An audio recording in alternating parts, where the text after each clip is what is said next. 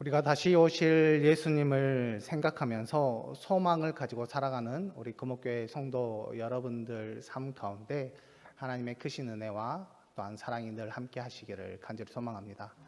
다시 오실 주님을 끝까지 바라보며 또한 기대하며 살아낼 수 있는 믿음의 자녀들이 되기를 간절히 소망합니다. 행복과 불행의 차이는 무엇에 있을까요? 한문의 행을 한번 사진을 통해서 한번 보면 앞에 글자입니다. 앞에 글자. 네. 행을 네. 네, 지금 신자가 보이는데요. 제가 이야기하고 싶은 것은 행입니다. 행은 그 신자 위에 머리 쪽에 막대기가 하나 더 쳐져 있습니다. 자, 이것을 이제 저 보이는 왼쪽에 보이는 노란색으로 채워져 있는 것이 이제 행자인데요. 그 행자는 행복하다의 행자입니다. 그런데 여기 위에 있는 막대기 저 하나를 그 노란색을 딱 빼면 신자가 됩니다.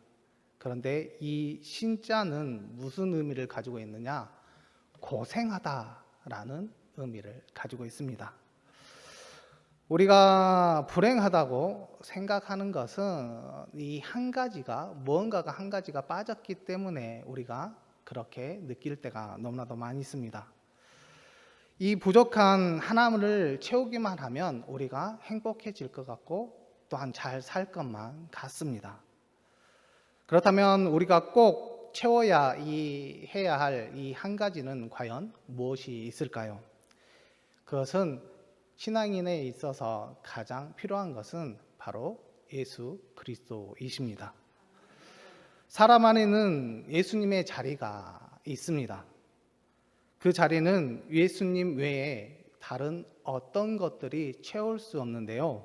돈이나 술, 명예, 권력, 지식으로도 채울 수 없으며 그 어떤 것으로도 채울 수 없습니다. 그렇다면 여기 계신 성도 여러분들은 지금 행복하십니까? 아니면 불행하십니까? 우리가 행복하다라고 느끼는 그 이유는 우리의 마음속에 예수님이 계시기 때문이고, 우리가 불행하다라고 생각하게 된다면 그것은 바로 우리의 마음속에 예수님이 없기 때문입니다. 그러기에 우리는 마음속에 예수님을 모시고 살아가야만 합니다. 그러면 행복해집니다. 만족함을 느끼게 됩니다. 평안함을 느끼는 것뿐만 아니라 기쁨이 넘치게 되어 있습니다. 왜냐하면 예수님께서 우리의 부족함을 채워주시고 기쁨을 주시고 평안을 주시기 때문입니다. 예수님을 마음 가운데 모심으로 예수님 때문에 늘 행복해 하시고 또한 만족하시며 평안을 누릴 수 있는 우리 금옥교회 성도 여러분들이 되기를 간절히 소망합니다. 예수님의 제자들은 3년이라는 세월 동안 예수님과 함께 지내면서 훈련을 받았습니다. 직접 말씀을 들었고 기적을 곁에서 체험했으며 함께 먹고 자고 모든 사역에 동참했습니다. 즉 이론과 실습을 겸한 훈련을 아주 철저하게 받았던 것입니다. 이런 훈련을 받은 제자들은 큰 축복을 받은 자녀들이 아닌가 싶습니다. 그 이유는 하나님의 아들 그 예수님께서 말씀과 기적을 행하는 바로 그 옆자리에 있었기 때문입니다. 그럼에도 제자들의 모습은 어떻습니까? 늘 연약하고 부족했습니다. 예수님과의 일화 가운데 두 가지를 짧게 소개해 보면, 하나는 예수님께서 바다를 잔잔하게 하신 사건입니다. 예수님과 제자들은 사역을 마치시고 배를 타고 바다 건너편 마을로 가게 되었습니다. 이때 예수님께서 너무나 피곤한 나머지 배 밑에서 주무시고 계셨을 때 큰 광풍이 일고 파도가 심하게 일게 되자 제자들은 두려움에 떨게 되는 것을 보게 됩니다. 제자들은 자신이 할 수 있는 것이 없었습니다. 결국은 예수님을 깨우게 되는데 우리가 죽게 되었습니다 라고 하면서 예수님을 깨우게 됩니다. 그때 예수님은 담대하게 바람을 꾸짖으시고 또한 잠잠하게 하신 것을 보게 됩니다. 또 다른 사건 하나를 보면 귀신 들린 아이를 제자들이 고치는 못하는 사건을 보게 됩니다. 예수님은 베드로와 요한, 야곱을 데리시고 변화산에 가게 됩니다. 그때 나머지 제자들은 아버지가 데려온 귀신 들린 아이를 고치지 못한 사건을 보게 됩니다. 이때 변화산에서 내려오신 예수님께서 귀신 들린 그 아이를 고치시고 또한 제자들은 자신이 하지 못한 그 이유에 대해서 묻게 되었을 때 예수님은 기도 외에 다른 종류를 나가게 할 수 없다라고 말씀하십니다. 우리는 이 두 사건을 통해서 알 수 있는 것이 있습니다. 그것이 무엇일까요? 그것은 제자들이 예수님과 함께 하게 되었을 때 그들은 편안함을 느끼게 되었고 또한 안전하다라고 느끼게 되는 것을 보게 됩니다. 하지만 예수님께서 함께 계심이 확인이 되지 않았을 때에는 그들의 모습은 늘 불안해했다라는 것입니다. 이것은 예수님의 부재가 제자들의 믿음을 흔들리게 하는 원인이 되고 있으며 예수님의 빈자리가 제자들의 무기력한 모습이 되었다라는 그것입니다. 더 충격적인 것은 예수님의 십자가 죽으심은 제자들에게 큰 고통이었습니다. 높은 자리에 앉아 자기들의 옆 자리를 주실 것만 같은 그 예수님, 늘 곁에 있을 것 같고 늘 함께 할 것 같은 그 예수님께서 자신들을 떠났기에 큰 충격에 빠지게 되었습니다. 결국 십자가 사건 이후 제자들은 예수님의 빈 자리를 크게 느끼게 됩니다. 그 빈 자리는 제자들의 마음을 아프게 했으며 허탈감을 주었습니다. 때로는 분노를 일으켰으며 낙심하며 포기하는 상황까지 이르게 됩니다. 하지만 예수님은 그 절망 가운데 있는 제자들을 보시고 빈자리를 채워주시는데 그것은 부활하셔서 빈자리를 채워주신 것입니다. 그러나 제자들의 모습은 어떻습니까? 그 부활하신 예수님을 알아보지 못했습니다. 부활하셔서 빈자리로 돌아오신 그 예수님을 믿지 못했습니다. 분명 예수님은 부활하셨고 제자들의 빈 자리를 충분히 채워주셨습니다. 그리고 시간이 지나서야 제자들은 예수님의 부활하심과 또한 자신 곁에 돌아오심을 믿게 되는 것을 보게 됩니다.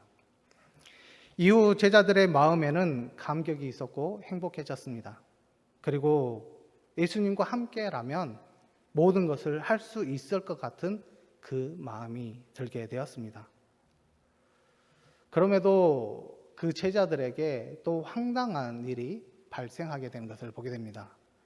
그것이 무엇이냐 하면 부활 이후에 예수님은 제자들의 빈 자리를 남겨놓고 바로 승천하신 것이었습니다. 제자들은 예수님이 떠나보내면서 아마 쓸쓸한 마음이 들었을 것입니다. 또다시 빈 자리를 바라보게 된 것입니다. 우리 역시 마찬가지일 것입니다. 사랑하는 사람이 늘 곁에 있다가 내 곁을 떠나게 된다면 그 빈 자리는 아마 크게 느껴지게 되어 있습니다. 이것을 너무나도 잘 알고 계신 예수님께서 그 이전에 십자가 이후에는 그 빈자리를 부활로 메꿔 주셨습니다. 그렇다면 부활 이후에 빈자리는 무엇으로 그 예수님께서 메꿔 주셨을까요? 그것은 부활의 소망으로 메꿔 주시는데 사명으로 메꿔 주십니다. 부활하신 예수님께서 승천하시기 전에 주신 사명이 있습니다. 오늘 본문 말씀 15절의 말씀인데요. 우리가 15절의 말씀을 같이 읽겠습니다. 시작. 또 이르시되 너희는 온 천하에 다니며 만민에게 복음을 전파하라. 아멘. 세상에 있는 사람들에게 복음을 전하라라고 분명하게 사명을 주시는데 그 복음의 내용은 십자가와 부활입니다. 즉 예수님께서 인간의 죄를 해결하시려고 십자가에서 달려 돌아가셨다는 것과 그리고 십자가에서 속죄의 죽임을 당하신 그 예수님께서 부활하셨다라는 것을 전하라라는 것입니다. 그리고 16절의 말씀을 보면 이렇게 말씀하고 있습니다. 믿고 세례를 받는 사람은 구원을 얻을 것이요 믿지 않는 사람은 정죄를 받으리라. 이 말이 무엇이냐? 복음으로 인해 사람들의 운명이 결정되게 되는데 복음을 믿고 세례를 받은 사람은 구원을 받을 것이지만 복음을 믿지 않고 거부하는 사람은 정죄를 받는다라는 의미를 가지고 있습니다. 결국은 복음 전파는 사람을 살리는 일임을 우리에게 분명하게 말씀해 주고 있습니다.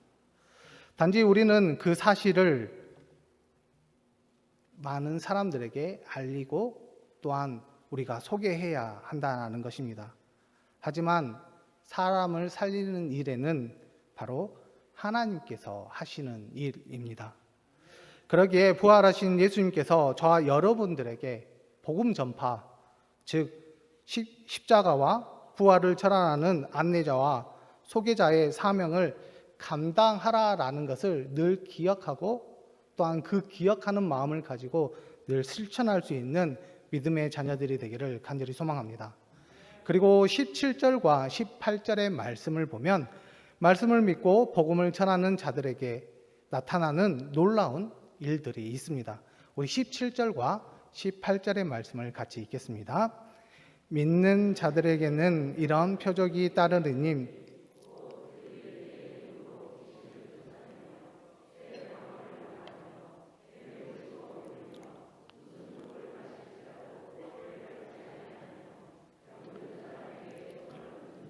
나으리라 하시더라. 아멘. 분명히 17절과 18절의 말씀을 보면 귀신을 쫓아내는 것, 새 방언을 말하는 것, 뱀을 만지고 독을 마셔도 해를 받지 않는 것, 병든 사람을 치유하는 것, 이렇게 나와 있습니다. 이 모든 것은 말씀을 믿고 복음을 전하는 자들에게 나타나는 역사임을 우리에게 분명하게 말씀해 주고 있습니다. 하지만 이 말씀을 오해하는 분들이 있습니다. 누구나 그 말씀을 믿고 복음을 전하기만 하면 이런 특별한 역사들이 일어난다라는 생각을 가지고 있다라는 것입니다. 하지만 이것은 잘못된 생각입니다. 역사는 일어날 수도 있고 일어나지 않을 수도 있습니다. 왜냐하면 모든 역사는 우리의 마음대로 일어나는 것이 아니라 바로 모든 역사는 하나님께서 하시기 때문입니다. 어떤 역사를 바라보고 복음을 전하는 것은 잘못된 생각입니다. 내가 복음을 전했을 때 이런 능력들이 나타나겠지. 그것은 전혀 오산이다라는 것입니다. 그러기에 어떤 역사를 바라보고 우리가 말씀을 믿고 복음을 전하는 것이 아니라 내가 진실한 마음을 가지고 복음을 전하고 또한 하나님 앞에 다가가게 된다면 하나님께서 때에 맞게 이런 역사들이 일어날 수 있도록 하나님께서 함께해 주실 줄 믿습니다. 신앙인들은 예수님의 십자가 고난과 죽음이 자신의 죄 때문임을 믿고 살아가는 사람들입니다. 부활 그 이후 우리가 구원받았다는 사실만 만족하며 살아가는 자녀가 아님을 우리에게 말씀하고 있는 것입니다.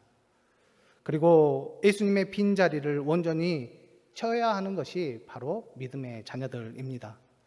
그러기에 복음 전파라는 사명을 감당하는 것이 우리가 예수님의 빈자리를 채울 수 있는 귀한 은혜인 줄 믿습니다. 그래서 우리가 그 빈자리를 채울 수 있도록 늘 노력하고 최선을 다할 수 있는 우리 금옥교회 성도 여러분들이 되기를 간절히 소망합니다. 우리는 사순절을 보내고 고난 주간을 보냈습니다. 그리고 그 기간 동안에 십자가를 묵상하고 십자가에 못 박힌 예수님을 생각했습니다. 그리고 이번 주에는 우리가 부활 주일로 지켰습니다. 그렇다면 부활 그 이후의 삶을 어떤 삶을 살겠다라고 결정하셨습니까? 제가 기독교 라디오 방송을 통해서 어느 항종직 중직자의 고민을 드린 적이 있습니다. 그분의 말씀은 이렇습니다. 나는 날마다 기도를 열심히 하고 성경을 읽으며 암송합니다.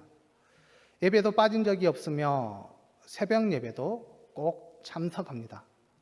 하지만 한 사람도 내 전도를 받고 그리스도인이 된 사실이 전혀 없습니다. 라는 것이었습니다. 그런 자신이 하나님의 말씀대로 살아가는 자녀라고 질문을 하게 됐을 때 이거에 대해서 어떻게 생각하십니까? 우리는 십자가와 부활을 통해서 자신의 구원받음을 깊이 묵상하고 또한 감사해야 되는 것은 분명한 사실입니다. 그렇다면 우리가 예수님의 말씀을 기억한다면 예수님께서 말씀하신 것을 그대로 행하는 것이 바로 믿음의 자녀들이 해야 될 것입니다. 분명 부활하신 예수님께서 우리에게 이렇게 명령하셨습니다. 너희는 온 천하에 다니며 만민에게 복음을 전파하라. 믿지 않는 사람들을 불쌍히 여기는 예수님의 마음을 헤아려 복음을 전하는 것이 우리의 사명임을 분명하게 말씀하고 있습니다. 그러기에 우리가 바로 실천해야 하지 않겠습니까? 먼저 주변에 가까운 사람들부터 믿지 않는 사람들까지 우리가 이름을 놓고 기도해야 합니다. 또한 기회가 된다면 우리가 인사하면서 접촉점을 만들어야 합니다. 또한 교회 주보나 정도용품군을 미소와 함께 전달하는 것도 가장 중요한 것 같습니다. 사람을 살리는 일에 이 정도 수고할 생각을 하지 않으면 하나님께 죄송스러운 일이 아니겠습니까? 우리가 이런 행동을 하다 보면 하나님께서 분명히 우리의 길을 열어주십니다. 우연한 만남도 주시고 새로운 방법도 알려주시는 것뿐만 아니라 열정을 허락해 주십니다. 그런데 절대 핑계하지 말아야 합니다. 저 사람은 이래서 안 돼. 나는 이래서 못해. 이것은 하나님의 능력과 사랑을 무시하는 비신앙적인 생각과 다름이 없습니다. 어느 시각장애인의 이야기를 하나 들려드리겠습니다. 구원받음이 너무 감사해서 전도를 하고 싶은데 자신의 처지가 너무나도 어렵기 때문에 이 전도를 못하는 시각장애인이 있었습니다. 그때 이제 포기하려고 했을 때 하나님께서 그 자녀에게 지혜를 하나 주시는 것입니다. 그것이 무엇이냐면 지하철을 타고 옆 사람에게 복음과 관련된 성경 몇 장 몇 절을 읽어달라고 부탁하는 것이었습니다. 그리고 그 부탁을 하면 이제 대부분 다 들어준다라는 것입니다. 그리고 나서 자신이 그 구절을 한번 외워볼 테니까 잘 외우는지 다시 한번 확인해 달라고 다시 부탁을 한다는 것입니다. 그러면 그 사람들이 대부분 그 성경 구절을 정확하게 읽고 본다라는 것입니다. 그리고 나서 그 이후에 그 복음의 말씀을 가지고 전하고 또한 많은 사람을 전도했다라는 그런 내용이었습니다. 우리 역시 복음을 전하는데 최선을 다해야 합니다. 특히 우리 교회에는 종교인 관계 전도 모임이 있습니다. 주일 오후 12시 40분 중예배실에서 우리가 이 모임을 가지고 있는데요. 특히 이 모임을 통해서 우리가 이름을 놓고 기도하며 서로 동역하고 있습니다. 특히 전도 대상자들을 위해서 우리가 소정의 선물을 제공함으로 접촉점을 만들 수 있도록 우리가 제공을 하고 있습니다. 우리가 이곳에 같이 동참하여서 전도가 어렵다, 힘들다 하더라도 이 모임을 통해서 우리가 배우고 또 함께 나아간다면 분명한 좋은 일들이 있을 줄 믿습니다. 우리가 부활 그 이후 삶을 우리가 복음 전파하는데 최선을 다할 수 있는 우리 금옥교회 성도 여러분이 되었으면 참 좋겠습니다. 왜냐하면 우리가 평생 동안에 복음을 전하지 못하고 또한 나 때문에 한 명도 전도 못하게 되면 하나님께 부끄럽지 않겠습니까?